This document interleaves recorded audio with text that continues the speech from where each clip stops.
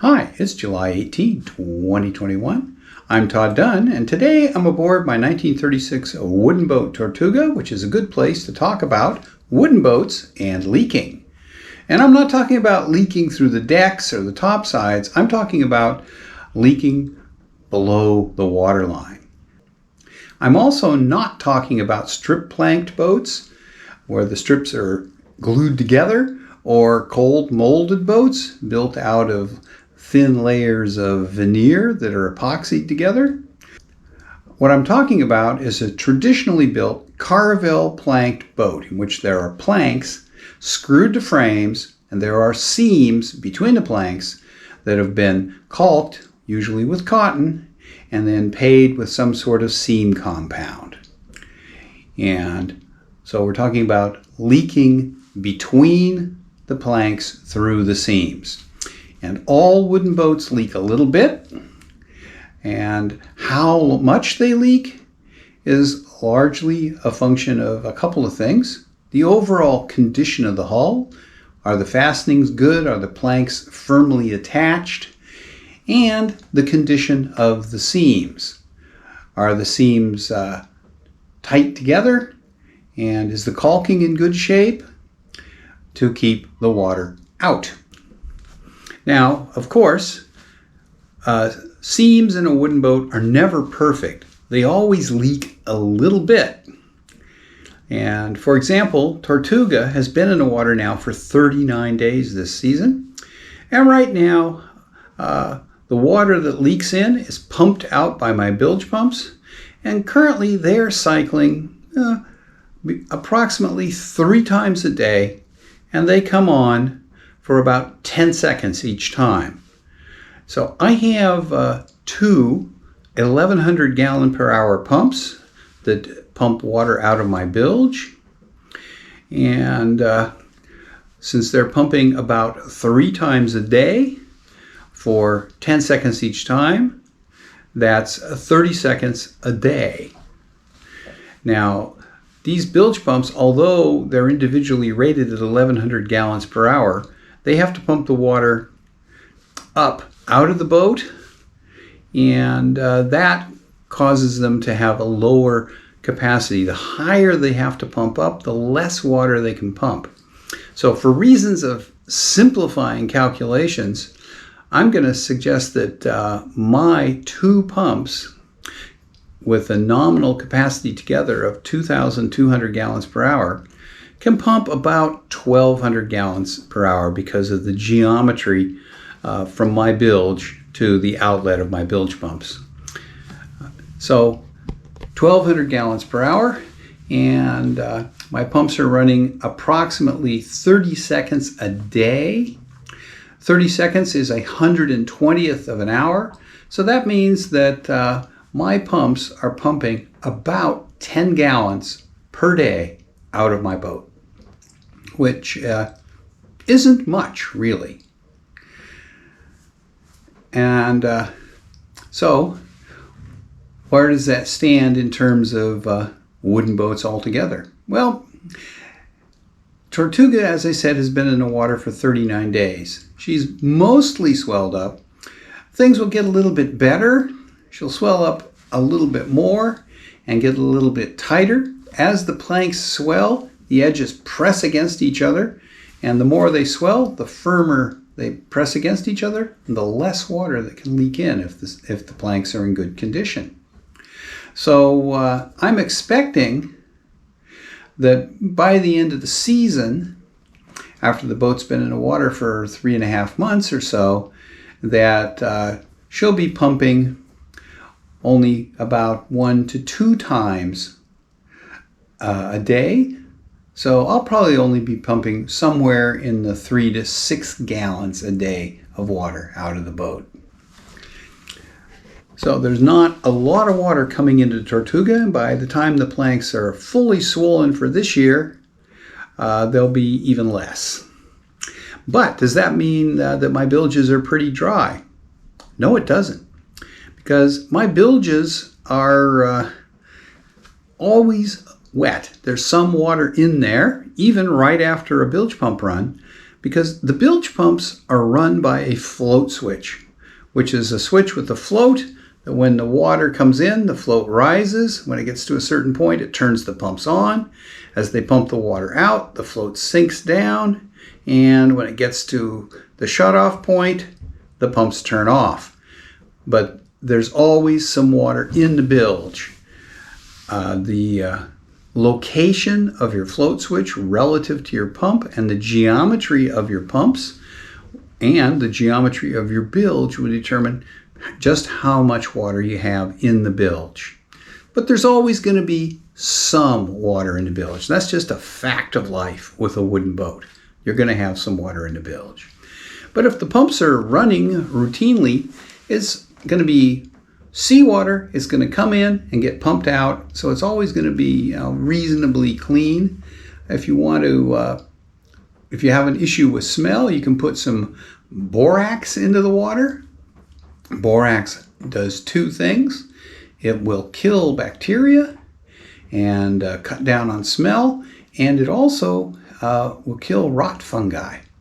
So dumping some borax into your bilge periodically is a good thing. It'll keep the boat a little fresher, and it'll also prevent rot.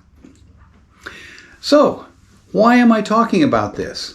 Well, there is a fellow named Peter Knowles who has a YouTube channel called Travels with Geordie. He has had his boat hauled out this summer for about 6.5 weeks. And he got caught by the heat wave out west. He's in near Victoria, British Columbia. And the hot air really did a number on his planks. They really shrunk up a lot. And he had really big gaps. You could almost stick your finger through them. He took heroic efforts to swell the planks back up before he relaunched the boat this last week. But he was still taking on a lot of water. And in fact, after he'd been in the water for about 2 days, he posted a video in which he said his pumps were down to about a 33% duty cycle, which means that they were on about 33% of the time. Now, Peter doesn't have particularly high capacity pumps. Yeah, I think he said he has an 800 gallon per hour bilge pump. And it probably is running at no more than about 50% capacity because of the geometry of his bilge, how far up the water has to be pumped to get it out of the boat. So it's good probably for about 400 gallons per hour, and he's running about 33% duty cycle, so about 133 gallons per hour of water is being pumped out of his boat. And over the course of a day, we multiply that by 24. We're looking at 2,400 plus a third of 24, about 2,500 gallons a day of water is being pumped out of his boat. That's a lot of water. But that will slow down as his planks soak up water and expand and gradually close up and tighten up the seams. How long does he want to sit there letting the boat soak up before he runs it? No, that's hard to say. It depends on the type of wood, how dry the planks were, the water temperature, all sorts of things. But a sort of rule of thumb that I use is that you want to be in the water for about a week before you go out and run the boat hard. The question then is why? Why wait? Well, it's pretty easy. When you first put the boat in with dry planks, the seams are not firmly pressed against each other, and when you take the boat into a seaway and hit waves, the boat is going to flex and the planks are going to move against each other. They're going to slide back and forth a little bit along those seams, and that loosens up the fasteners. If the planks are moving relative to each other, that means they're moving relative to the frames. And as you loosen up the fasteners, the seams will get a little bit wider. and you'll take on more water. If you wait until the boat is fully swelled up, the planks have expanded as much as they're going to, they're pressed firmly against each other, the cotton in the seams will tend to lock them together very effectively, and they won't move very much relative to each other, and you won't take on significantly more water after a run with a boat that's fully swelled up. So the longer you can wait before you take the boat off the dock the first time and go out into a seaway, the better off you are. Okay, the last thing I want to say about a wooden boat and leaking is that, as I said at the beginning, all traditionally built Carvel planked wooden boats leak some. And they all have a little bit of water in the bilge. You can just expect that. In my boat, the only time my bilges are dry is after the boat is sat in the shed all winter and everything is dried out. As soon as I put the boat in the water, the bilges are wet again. And that's just reality with a wooden boat. So anyway, I hope that Peter Knowles' boat swells up very effectively in the next few days and he's able to get out cruising. It's going to take a while because his planks got really dry in the 100+ degree weather that he had out there in British Columbia. But the planks will swell up, particularly since he did a lot of refastening to really firm the hull up. But that's another topic, when to refasten your boat. Anyway, thanks for watching. I hope you found out something you didn't know about Carvel planked wooden boats. And if you already knew it, I hope I just reinforced what you already knew. Hope you enjoyed it. If you did, please give me a thumbs up. And if you haven't, please subscribe to my channel so that you'll find out when my next exciting boating or Mount Desert Island or Acadia National Park or whatever video drops. And run it for a while. When you get back, you'll find that the boat is leaking a bit more than it was before you took it out and ran it. And that's simply because Carvel planked wooden hulls work when you're in a seaway. And if you have just launched the boat and the hull is not fully swelled up, the planks will work more than they would if the boat is fully swelled up, and you'll take on probably a lot more water than before you went out and let the hull work a little bit in the seaway.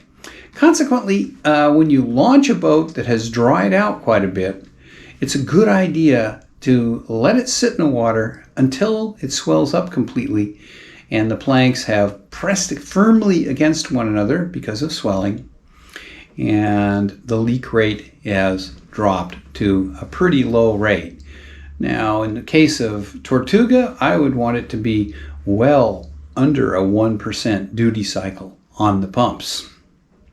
So less than about 40 seconds an hour of runtime, which for my pumps would be 4 cycles per hour, because typical cycle is 10 seconds for my pumps. How long the cycle is simply a function of the volume of your bilge and the details of the placement and type of float switch you have, which turns the pumps on and off.